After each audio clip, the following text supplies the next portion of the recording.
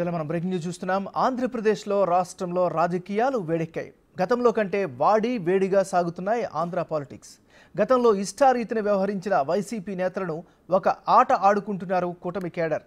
ఎక్కడ ఛాన్స్ దొరికితే అక్కడ వైసీపీ నేతలను టార్గెట్ చేస్తున్నారు. ఇప్పటికే జగన్మోహన్ రెడ్డి పాలనలో జరిగిన అవినీతిని బయటికి తీసేందుకు రంగం సిద్ధం చేసింది తెలుగుదేశం పార్టీ. వైసీపీ పాలనలో ఫైర్ బ్రాండ్గా ఉన్న నేతలు చేసిన అక్రమాలపై టీడీపీ ఫోకస్ చేసింది.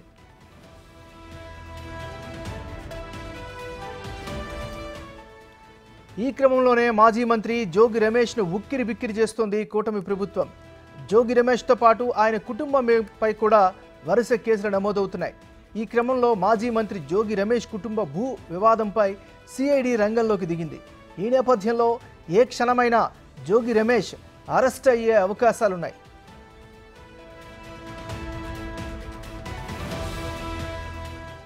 తప్పుడు ధృవీకరణ పత్రాలతో సిఐడి సీజ్ చేసిన అగ్రిగోల్డ్ భూములను కొనుగోలు చేసి అమ్మినట్లు జోగి రమేష్ కుమారుడు రాజీవ్, బాబాయ్ వెంకటేశ్వరరావులపై ఆరోపణలున్నాయి. జోగి రమేష్ ఆధ్వర్యంలోనే ఈ వ్యవహారం అంతా జరిగిందని సమాచారం.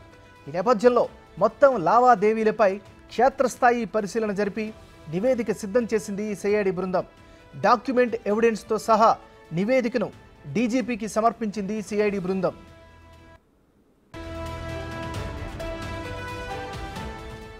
మరోవైపు ఈ వ్యవహారంపై పూర్తి నివేదికను డీజీపీకి ఇచ్చారు బెజవాడ పోలీసులు.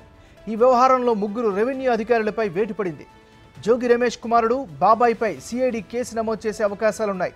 ఇక ఆంధ్రప్రదేశ్లో ఉంటే తనను అరెస్టు చేసే అవకాశం ఉందని జోగి రమేష్ విదేశాలకు వెళ్లే ప్రయత్నాల్లో ఉన్నట్లు సమాచారం.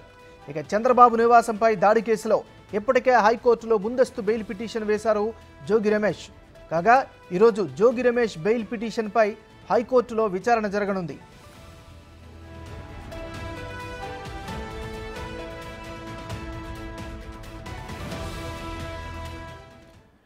మనం బ్రేకింగ్ న్యూస్ చూస్తున్నాం. ఆంధ్రప్రదేశ్ రాజకీయాలు వేడెక్కాయి. గతంలో కంటే వేడిగా సాగుతున్నాయి ఏపీ పాలిటిక్స్.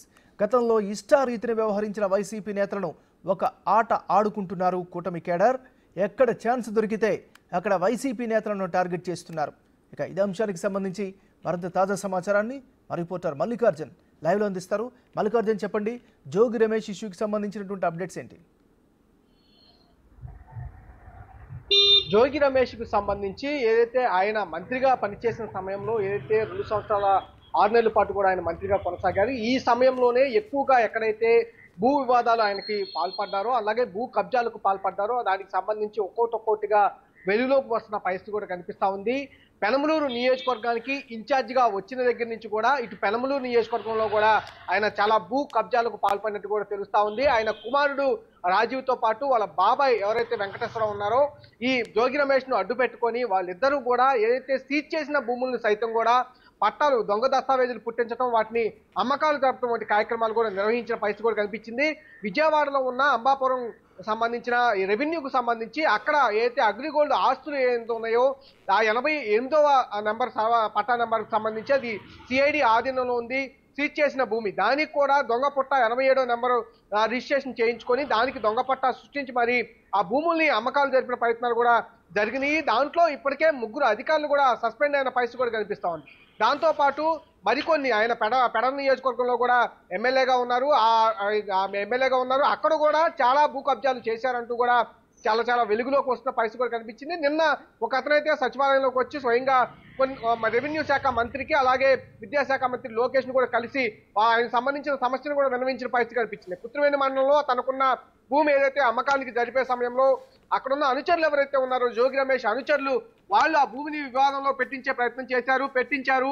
అందువల్ల దానికి నేను 15 లక్షలు జోగి రమేష్ కి చెల్లించాల్సి వచ్చిందంటూ కూడా ఆయన తీవ్ర ఆరోపణలు చేశారు. అక్కడకే దాన్ని ముగించకుండా ఇప్పుడు దొంగ దస్తావేజులు మరో కొన్ని ఎకరాలకు దొంగ దస్తావేజులు పుట్టించే క్రమాన్ని చేస్తున్నారంటూ కూడా విపరీతమైన ఆరోపణలు అయితే అతను చేసిన పరిస్థితి కూడా ఉంది. ఇట్లా జోగి రమేష్ కు సంబంధించి ఏదైతే భూ కబ్జాలకు సంబంధించి అలాగే ఆస్తులు వివాదాల్లో పెట్టడం, డబ్బులు వసూలు చేయడం ఈ అక్రమాలపైన కూడా ఒకటి వెలుగులోకి వస్తున్న పరిస్థితి కూడా కనిపిస్తా ఉంది.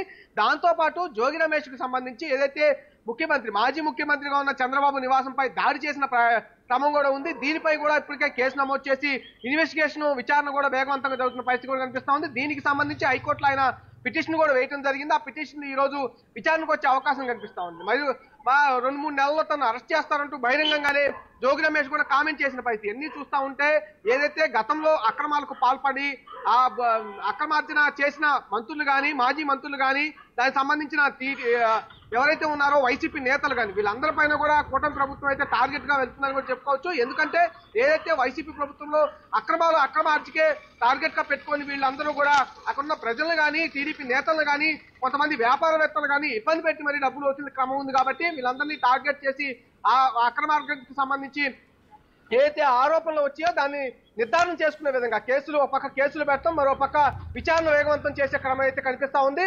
జోగి రమేష్ తో పాటు మరికొంతమంది నేతలు ఏదైతే గతంలో ఈ తీవ్ర విమర్శలు చేసిన పరిస్థితి ఏదైతే ఉందో వాళ్ళందరి నేతలు కూడా టార్గెట్ చేసుకుంటూ కూడా ముందుకు వెళ్తున్న పరిస్థితి కూడా కనిపిస్తుంది. ఈ నేపథ్యంలోనే ఒక్కసారిగా రాజకీయ వేడి కూడా ఎక్కువగా కనిపిస్తున్న పరిస్థితి కూడా ఉంది. Nagaraj, thank you Mallikarjun.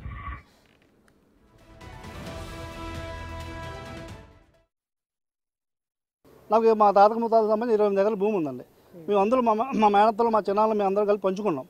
ఇప్పుడు ఆ భూమికి ఇప్పుడు దొంగదాసాలు పుట్టిస్తామండి ఈ జోగి రమేష్ తరుణుజులు శ్రీనివాస్ రెడ్డి. మా భూమి కాకుండా ఇంకో 30 ఎకరాలు మా చింతాత గారి భూమికి కూడా 30 ఎకరాలకు కూడా టోటల్ 68 ఎకరాలు డాక్యుమెంట్ పెట్టారండి. ప్రెజెంట్ బంటుమిల్ రిజిస్ట్రేషన్ ఆఫీసులో కాకుండా బయట దొంగదాసాలు పెట్టి ఈ సబ్రస్టర్ చేత ఓకే చేయించుకొని చూస్తున్నాడండి. వాళ్ళకి పట్టదల పాస్బుక్ లాగా ఆన్లైన్ అడంగంలో వాళ్ళ పేర్లు ఉండట్లేదండి. డబ్బులు ఇస్తే ఏ పని చేసేస్తాడు ఈ సబ్రస్టర్. ఈ సబ్రస్టర్కి తోడుగా స్టాంప్ నైజీ గారండి.